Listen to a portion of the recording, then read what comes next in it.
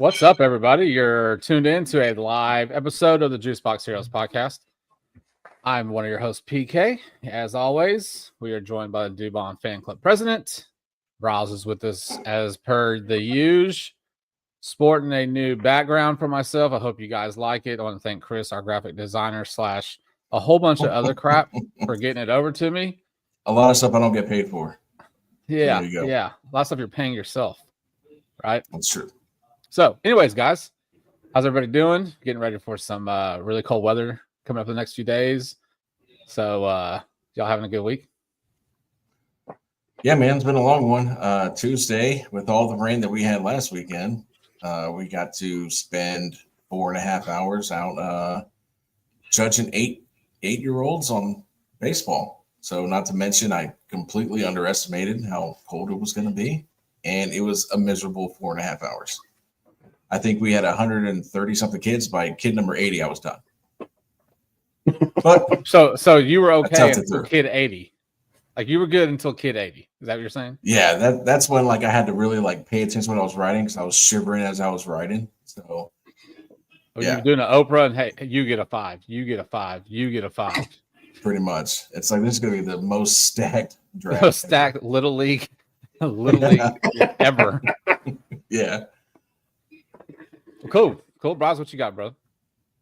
Not much, man. It's been a week. It's been pretty quiet as far as baseball news is concerned, but hey, it's been a good one. So anyway, I'm looking forward to hanging out with you guys, talking about it, and going from there. Yeah, for sure. How about you? Still, oh man, it's mostly pretty slow. Trying to find stuff on Twitter to, kind of put out there for our listeners, followers. Just kind of keep up with.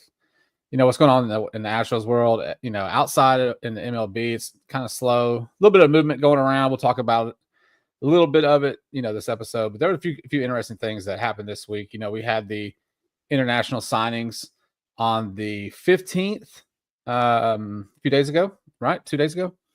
Astros signed 20 international players. They are headlined by this lefty, 6'4", Kevin Alvarez. And posted about him a couple of times. Reposted a video of his swing, and man, I'm telling you, this is not being biased because I'm lefty, but lefties have probably one of the most beautiful swings. I'm just saying. So this kid can crush. Yeah, see, Chris, Chris knows. This kid can crush. It looks like, at least. I mean, he's young, tall, lanky.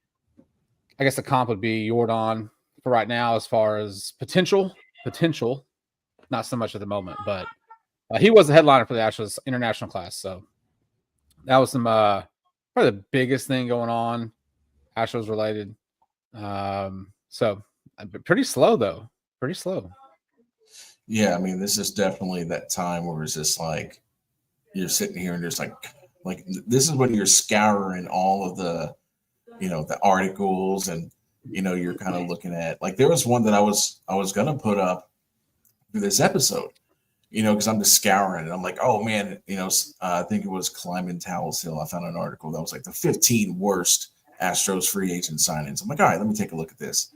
Got about halfway through. I'm like, all right, man, perfect. We'll do it tonight.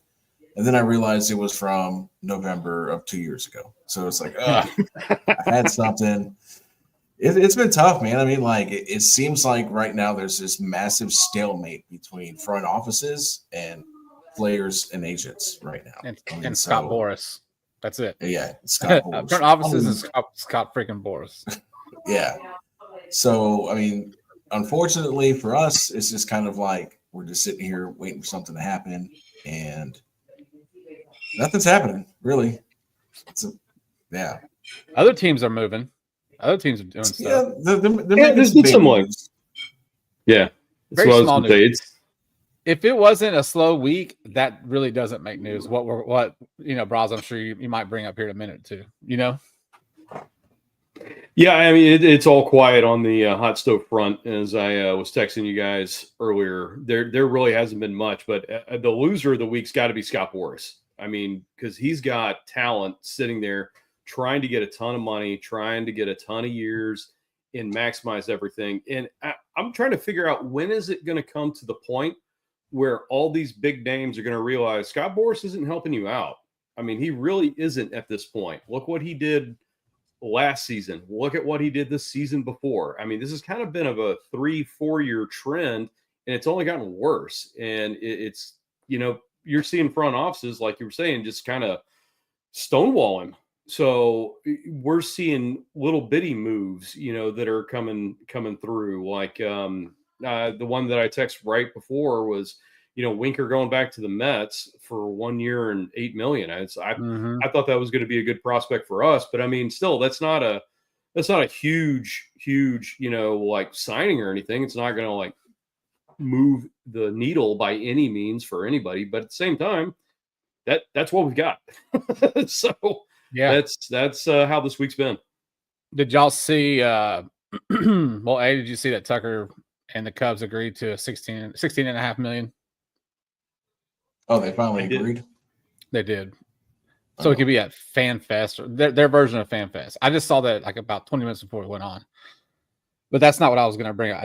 It ties into this Bregman thing that recently saw. I'm sure you guys saw it, where there was a deal about a short-term deal, right? Was it with the Cubs, I think, maybe, where it was essentially a 1 year contract. It was a 3-year deal, but essentially a 1 year deal. There was 2 options after the first year.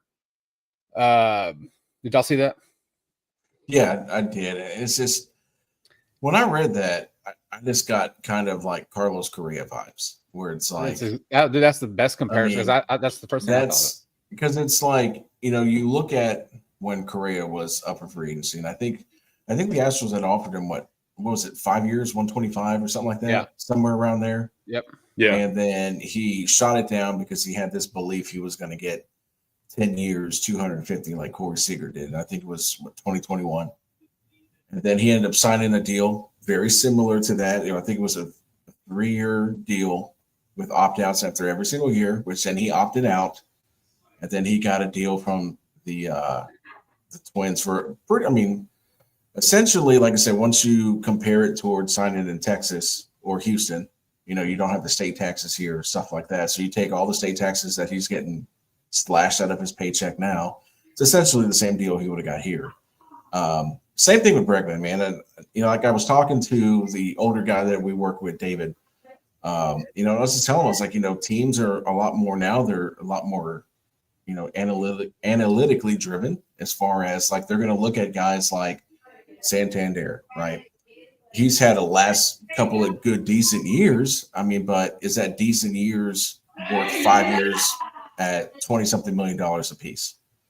Probably not. Like if you think about, what he's shown. Same thing for, Browse, you were talking about last offseason. You had essentially Jordan Montgomery, who, for the most part, was a pretty solid, pitcher, but then he kind of blew up for the Rangers in their World Series run, and then all of a sudden he wanted, ace money. Like, he'd been doing this for like 5 years. So it's just like, again, I think what it boils down to is like you have these, Boras and, and you have a couple other agents that have represented other players that are like, skyrocketing the prices, where, the ownerships and the front offices are like, man, that's a cool story. You're seeing with Bregman.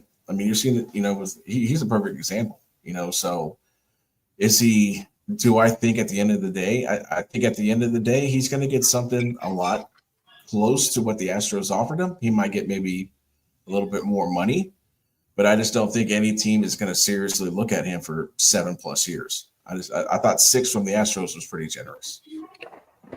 Yeah, I totally agree on that. The comp was supposed to be Matt Chapman, and Matt Chapman got 150 in 6, right, with the Giants. Yeah. So we even went over the. I think we went over the top. But isn't Chapman younger than Bregman though?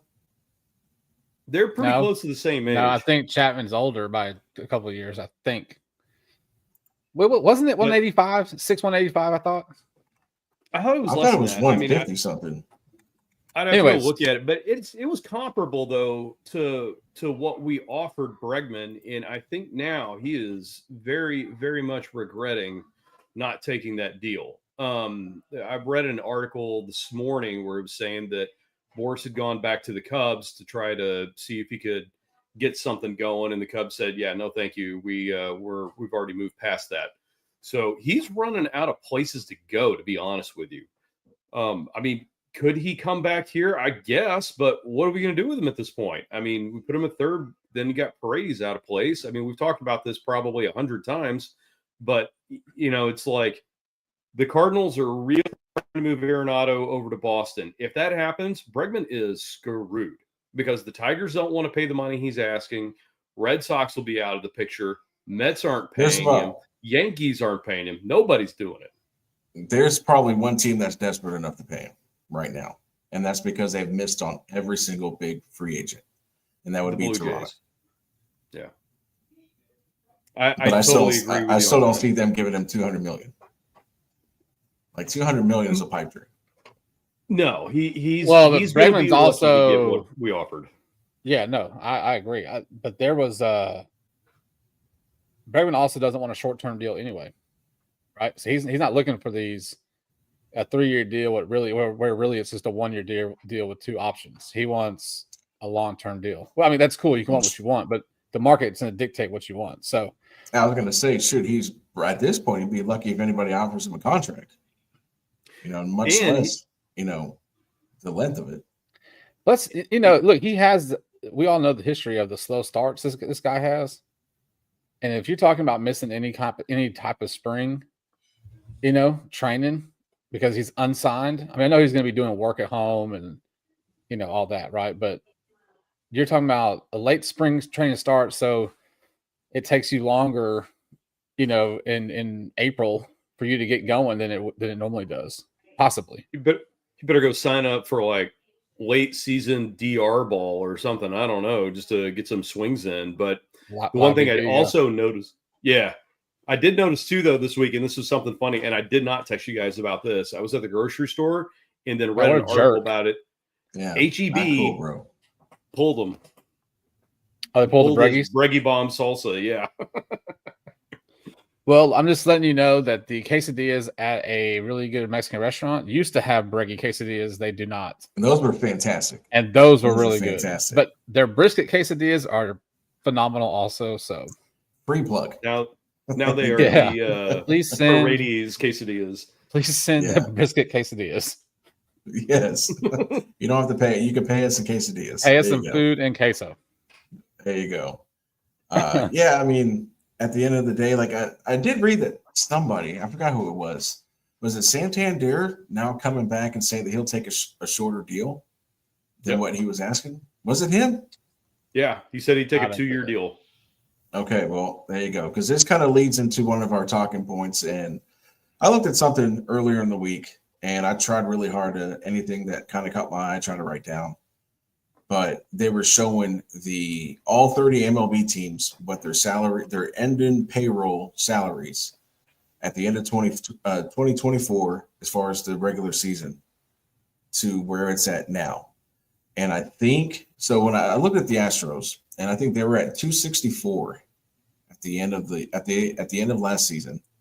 And I think now they're down to like 226 or 229. So they've cut almost $40 million worth of payroll, which, again, I'm cool with it. I mean, I understand, that we're kind of in a little bit of a transition period, right? I mean, and, so, like, I get the frustrations of, like, hey, you have this extra money. Let's go spend it on, player X, Y, and Z. But, again, you don't want to blow, your what cap you have. Or there's no cap, but you don't want to, go blow it, unresponsibly. Or irresponsibly. There you go. That's my big multi-syllable word for the contract. Attaboy. I mean, like, it was tough. It was tough, man. I like to keep it to all the single and maybe 2-syllable words. But yeah, I mean, so like but also too, you have to kind of appreciate kind of what's going on, because a lot of the times when you see your team, whether it's the Astros or if you're in another fan base, a lot of the time these transition periods lead to a rebuild. So there was a little bit of a suspicion that we were headed that way until we signed Christian Walker. So it's like, okay. But knowing that they've shed about $40 million, I mean, you can go get Jerks and Profar, right? It's not going to kill your future of this team to go maybe do a deal with Santander, maybe 2-year, like a Brantley contract, like a 2-year, $32 million. Just that's not going to handcuff you, right? I mean, so we need another outfielder, like, and this Today. Talk about beating a dead horse. I think everybody here, everybody that's listening, everybody that's a fan of the Astros, we all know that we need an outfielder. And I'm just kind of like, I guess my question would be like, for these, I don't want to call them lower market guys, but they're not going to cost as much as Santander. They're not going to cost as much as Juan Soto, obviously. What the hell is the holdup with these guys? It's not like, I mean, Verdugo, again, but then like this morning, I look at Verdugo stats, and it's like, man, his stats are very Jake Myers-y. They are. Well, last year was a down year for him, for sure. And like, the last good – I was going to say the last good year he had was like 4 seasons ago. 3 or 4 seasons I was going to say like 21, 22. He's been mid to, under mid for the last 2 or 3 years. And maybe it's playing under the bright lights of Yankee Stadium. I don't know. But he was with Boston before that, right? Yeah, he was with Boston. He came up with the Dodgers. He was part of that Mookie Betts trade with the Dodgers and the Red Sox. So, like I said, it's just, I get it. I'm trying to be open-minded. I'm trying to be like, not like get frustrated. But it's like, I'm just trying to figure out what we're trying to do. Like, are we not looking for another outfielder because we're going to see if the Zenzo can play left? Or, I mean, here's what I think. And again, it's just my opinion.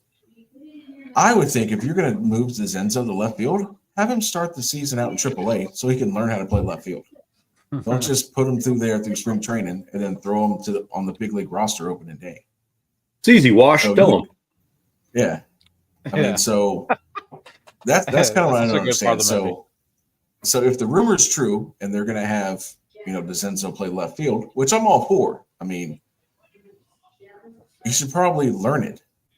Let him go play in Sugarland. Let him go learn it, right? And then once or if you have a continuation of a major downfall of Chas McCormick, again, for the 500th time, we know what Jake Myers is. So there's going to be no surprise there. But then in right field or left field, you're going to have Taylor Trammell and Dubon. I just don't understand. Got to do something. Why are you trying to make me sad on Thursday, man? I'm not. I'm trying to figure out what, we've freed up some money. Again, it's not like the guys that are left are like, Mookie Betts and, Juan Soto, where they're going to kill, as far as like, they're going to kill. What about, what's that dude? I don't even know how you say it. Grichuk? Grichuk. I like Grichuk. I like Randall Grichuk too. He's still out there. I mean, there's so many freaking people out there. But again, like as much as I like Grichuk, you need another lefty in that lineup. Agreed. Because right now your only lefty is Jordan. So then you're down to Santander, Jurickson, and Verdugo. Those are my 3 lefties to go. I get one of those guys. Right? That's how I feel. If they've shed some money and we've got the opportunity to go spend it, and keep in mind, and none of us are GMs, we're just armchair GMs. I get that. I'm a GM on MLB The Show. I'm a PM. Exactly. The PM GM. There we go. All right. Anyway, where I was going with that is, if we're going to be bargain bin shopping for some outfielders anyway, why not wait another week for that sale to get a little bit better? So I think maybe that's what Dana Brown's thinking. So it's like he sees Randall Grichuk out there. He sees Verdugo out there. He sees Howard out there. Or not Howard. Hayward, excuse me. Hayward. Wow. I just bounced back to the Phillies back in the early 2000s. My bad. Anyway, So, yeah, I mean, there's guys out there, but maybe they're just waiting for them and their numbers to come down a little bit. That's the only thing I can think of. Otherwise, why wouldn't you go sign him? But I mean, we've still got what, about 3-4 weeks before we really got to shore up that lineup going into pitchers and catchers, and then going into spring training. So there's still some time out there to pick some of these guys up. But yeah, I mean, everything, Chris, that you've said, everything, all the guys we keep bringing up, especially, like PK said on Grichuk, I like these guys. These are quality outfielders. They can be your everyday outfielder, and it's much better than what we've got right now. So honestly, go pick up 2 or 3 of them. Who cares? You don't have to pick up that $25 million a year guy.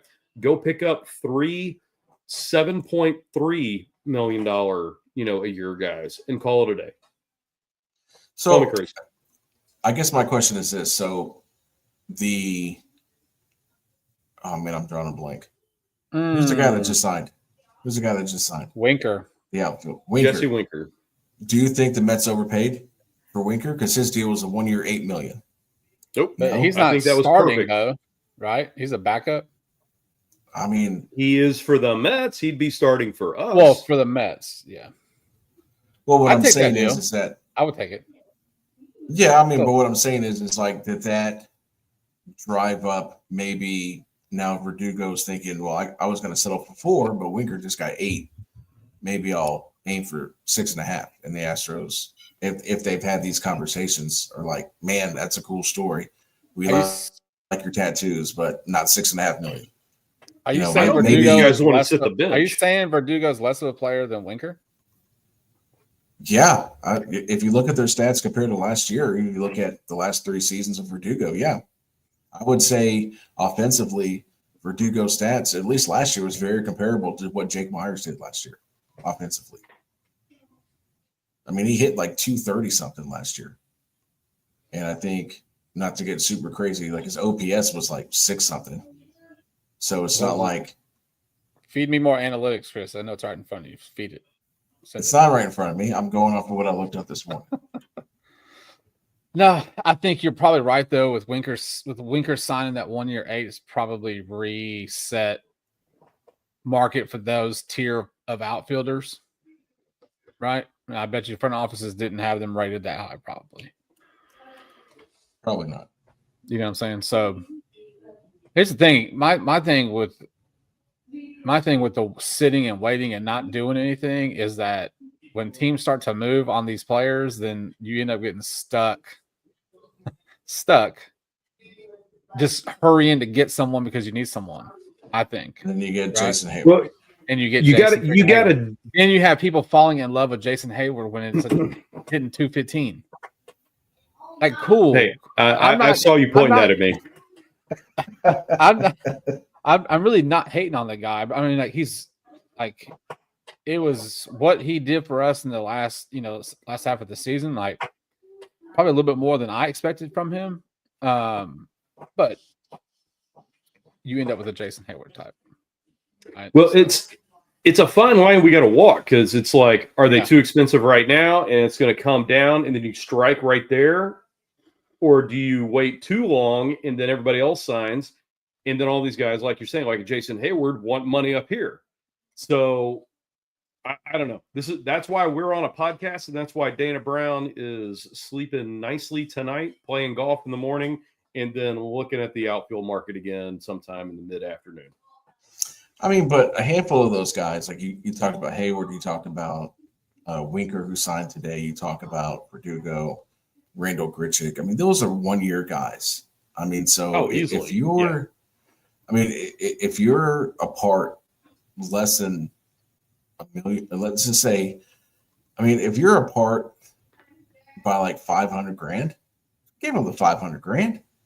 I mean, you know what I'm saying? Yeah. I mean, like the only guys that are going to be multiple year guys is going to be Profar and Santander. Now, again, Santander is dangerous because he's got the qualifying offer attached to him. Jurickson Profar doesn't. I haven't heard anything outside of the very first reports that I've heard that he wanted 3 years. So, yeah. And again, you have to look at what's down in AAA, what's down in AA. I mean, right now we're looking at Jacob Melton's the next guy up. Well, he ain't going to be up until at least July, maybe. And if one of these guys,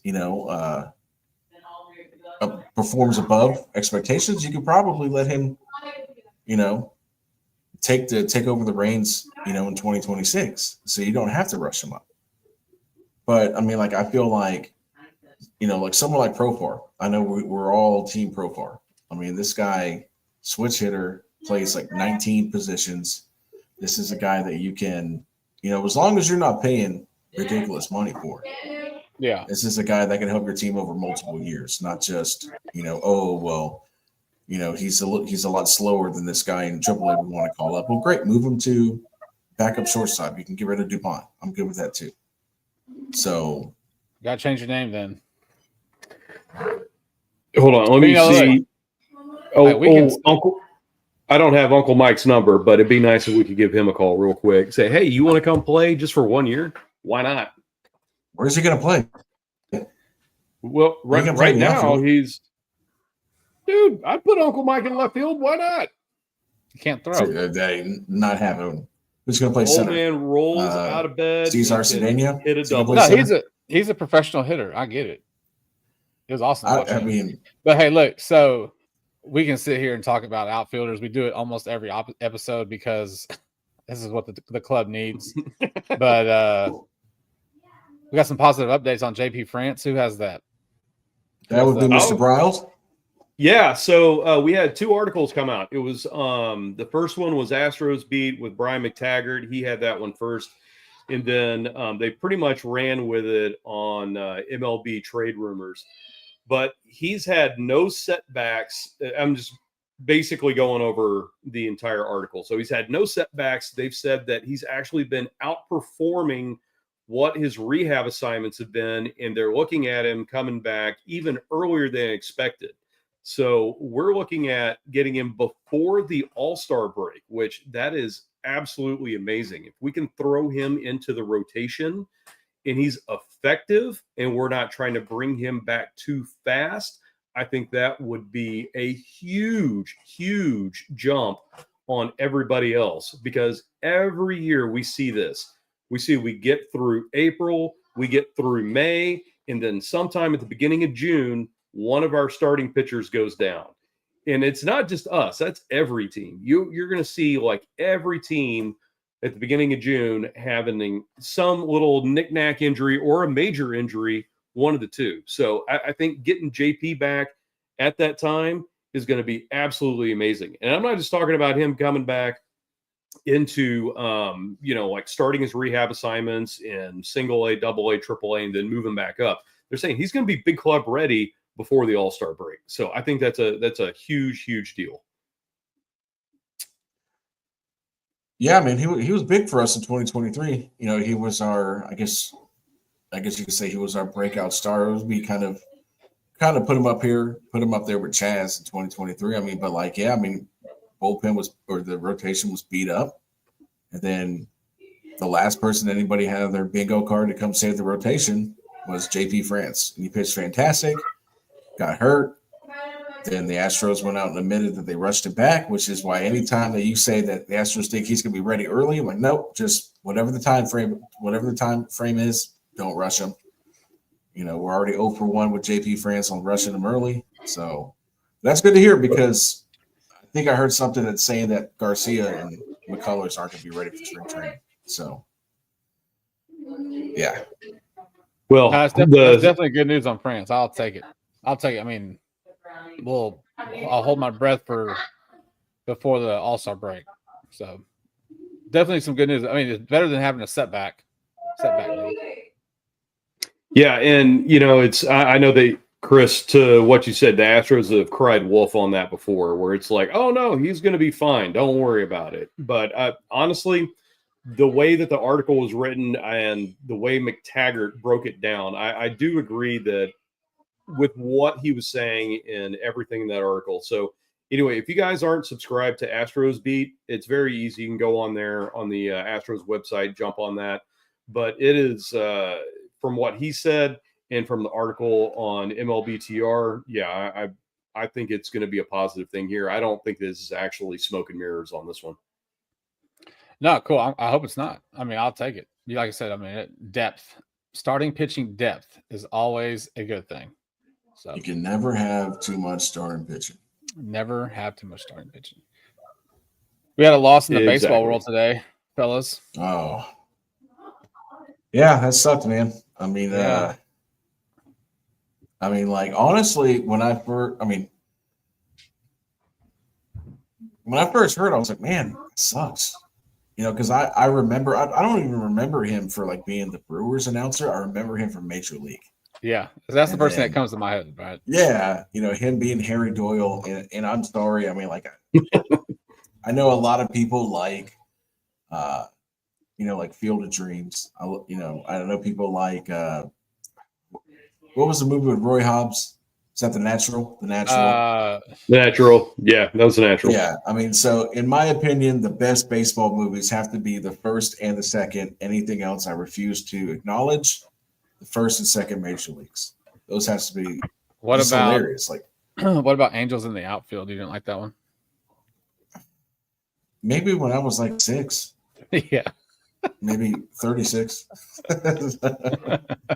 No, actually, that one they just put that on Disney Plus. So I think that one I'll watch with Benjamin. That's the only baseball movie we haven't watched, and now I've got him hooked on The Sandlot. So Angels in the Outfield. Look, man, that's good that he's getting onto The Sandlot. Get him off Angels in the Outfield.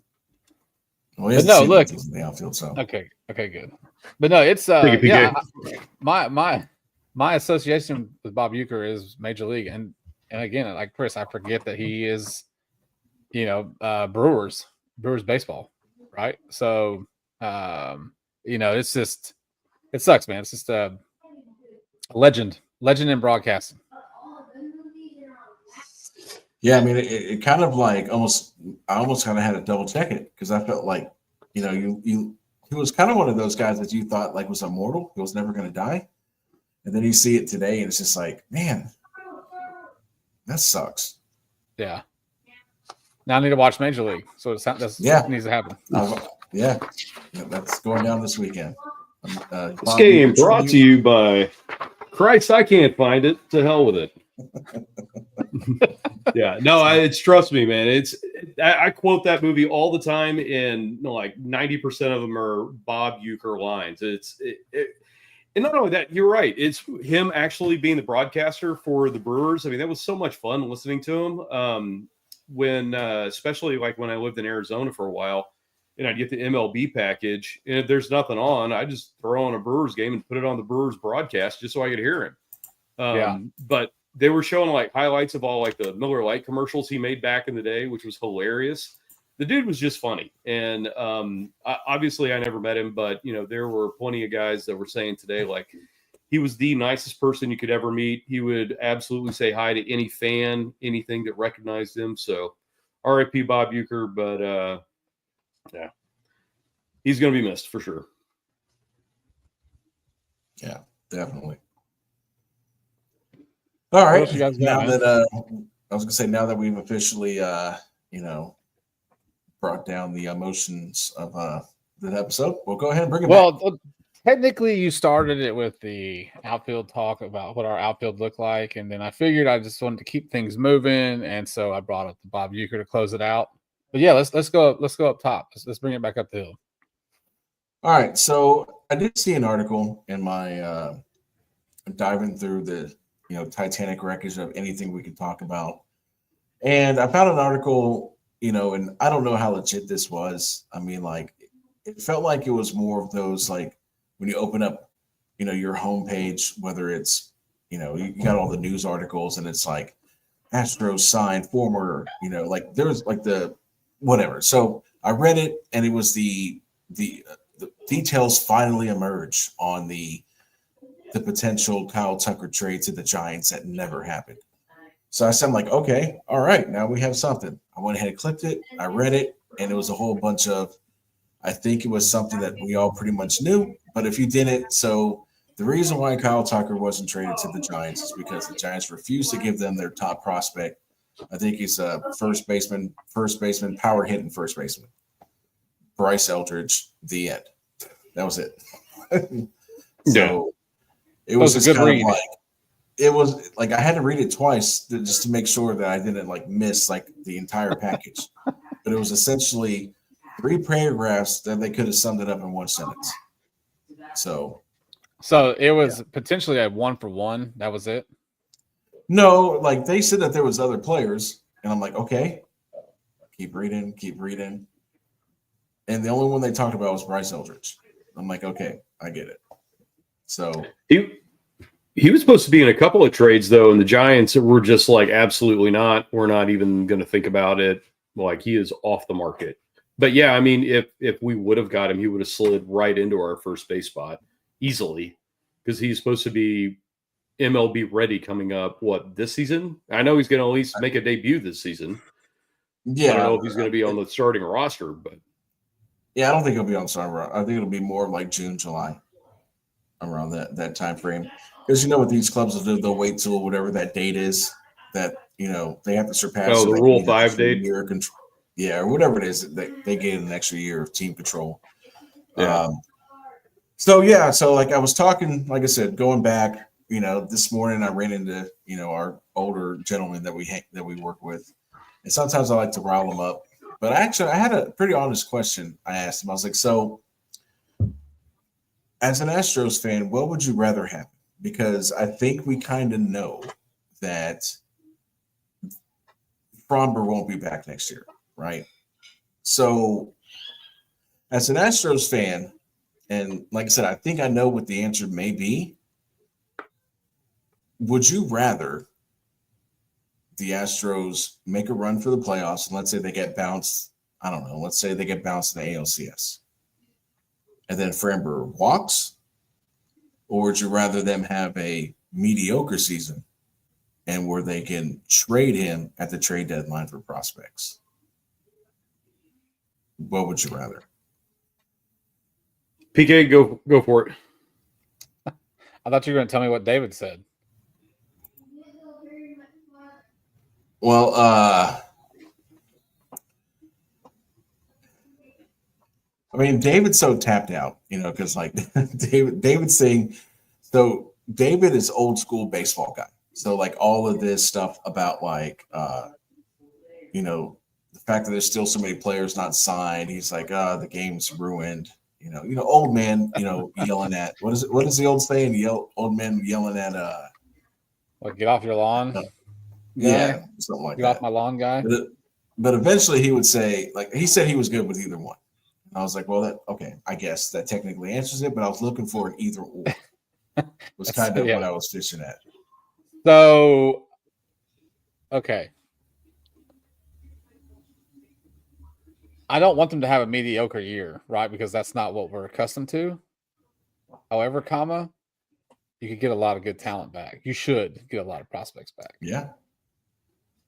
So my answer would be move his ass and get prospects and build the farm. That's my answer. I am right there with you, man. It's you. And that's a tough either or. We already moved Tucker, right, to do kind of the same thing, and we ended up getting a starting third baseman out of it, which we obviously needed. Now, the one problem, though, that you're going to do with this is what are you getting back for him? Are we getting a stud outfielder like we've already talked about? Are we going to get a, say, possible stud pitcher that's coming up, out of AA, AAA? That'd be on an MLB roster, hopefully ours, within like a season or two. What is the haul back? I don't just need a basket full of dudes that are prospects that have a little bit of potential and a lot of what ifs. We need some like MLB talent to come back for it. That's a very insightful take, Bryles. That's a very insightful take. I like that take because I also wouldn't want to cling on to a bunch of handful of just guys. I would rather trade them for a pitcher at the trade deadline, if you know what I'm getting at. Talking about the Kikuchi trade. There you go. Yeah. Wait, you talking about moving Fromber for Kikuchi? No, I was talking about how No. Talk about the quality of it. The quality of the trade of the guys we traded for Kikuchi. I don't know why you have to bring it past up. Because I like to. So here's what I say, Brawls. So here's kind of to answer your question. So, okay, well, PK, here's to answer your question. All right, Brawls, bye. For real, man. That's that AOL, internet. I thought we were past that. My All bad. right, Brawls, let's try this. Take two. To answer your question is, there's a lot of upside looking into 2026, right? So you have the Montero Abreu contracts coming off the books. Whether you trade Presley or not, his contract's off the books next season too. So what you could do with this Fromber trade, and again, you're going to get the most value in this trade if you were to trade him before the season. That's why once they traded Tucker, I was like, hell yeah, trade Fromber next. Let's just restock. So I would think you have money to spend. You've already cut your payroll down. What did we say? Almost 40 million. That's what it was. Yeah. So you're gonna have another 40 million off your books with the Montero Abreu money. You can add another 18 because that's the number you settled on with Fromber. So now that's 58, and then you add 14 for Presley's contract. That's 72. Yeah, 72. So you have money. I mean, so like your need of I have to get a top prospect that's major league ready, that's an outfielder, that's no longer, I mean, again, those players are desirable, but now you have money to play. Now you went from, shopping at the Dollar Tree, the analogies that we've used before. Now you can go shop at Randall's come the hot stove time, come to winter meetings, come stuff like that. So now I'm not saying you're going to go sign the next, the best, $45 million a year outfielder. I'm not going to say you're going to go sign Kyle Tucker. That would be funny though. But what I'm saying is that now that you can afford to say, okay, let me get one piece that's a decent prospect, that's maybe double A, maybe triple A, but you can throw in a handful of other prospects that's maybe at double A, single A, because now like your need to have to fill a spot, that demand is not there. I mean, you will need to fill a spot, but now you have grocery money to go shopping with.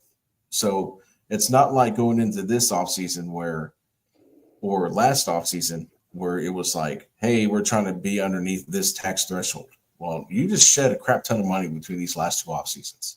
You're talking almost 120 million that you shed in the last two off seasons. You need to start reinvesting that money back into the team as far as free agents that you're signing. So I feel like when it comes to the minor league prospects, you would ask back in return, your demand of having an MLB ready prospect is not as high as it was, let's say, if you were to trade them this offseason.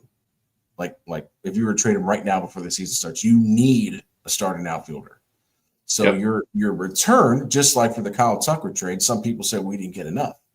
Well, you kind of did, because you got a young starting third baseman, and you got a third baseman for the future, and you got another young starting pitcher. So you can, I guess, sprinkle the prospects throughout your system instead of having to top load your minor league system, because you're in such dire needs for that starting position. So I would say get the best prospect package you can get. And if that's headlining by a couple of guys in Double A that are 2 years away, then we got money to spend next offseason. That's how I would see it. That's how I would approach it. Yeah, no, I'm just hoping for quality. That's it. It's like, but if we do end up getting rid of him, like I was saying, it's, I don't want volume. I want quality, even if it's just 2 or 3. Just give me 2 or 3. I'm totally good with that. Yeah. No, I mean, like I said, man, that's kind of a tough one, because, like I said, I don't want us to have a mediocre season. I want us to have another run, but time will tell.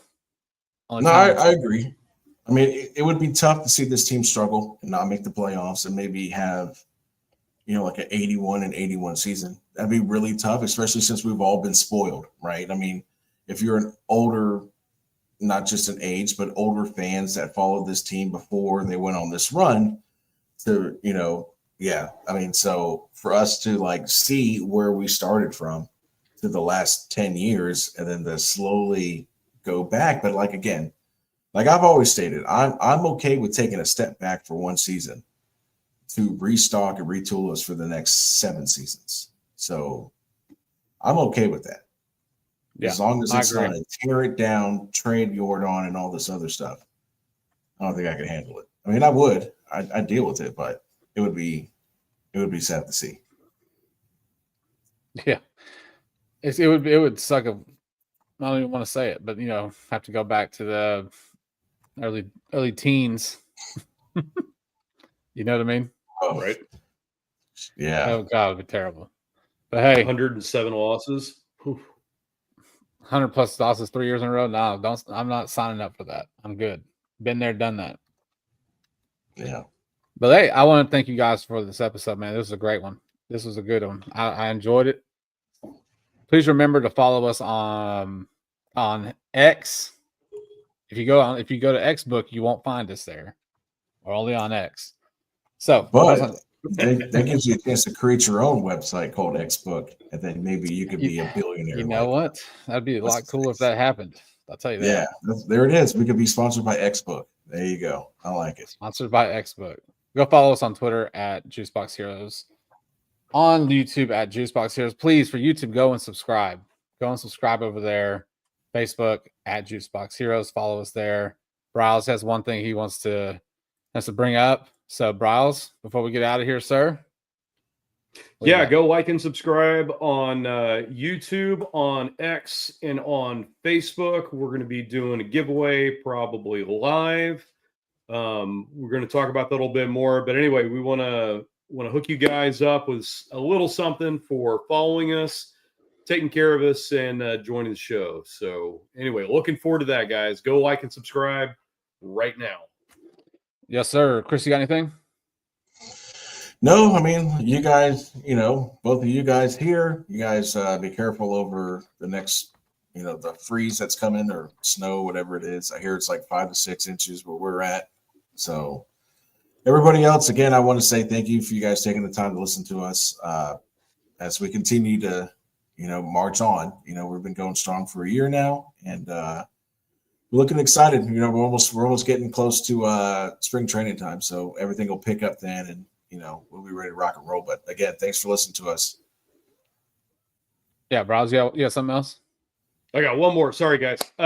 So Thursday, January 23rd on the Astros Caravan, it's going to be swinging through Baytown. If you want to come see me at Chick-fil-A, I'll be at the Dirty Bay. I'll be hanging out at Chick-fil-A for the Caravan, hopefully saying hi. So come pat me on the back, say hi.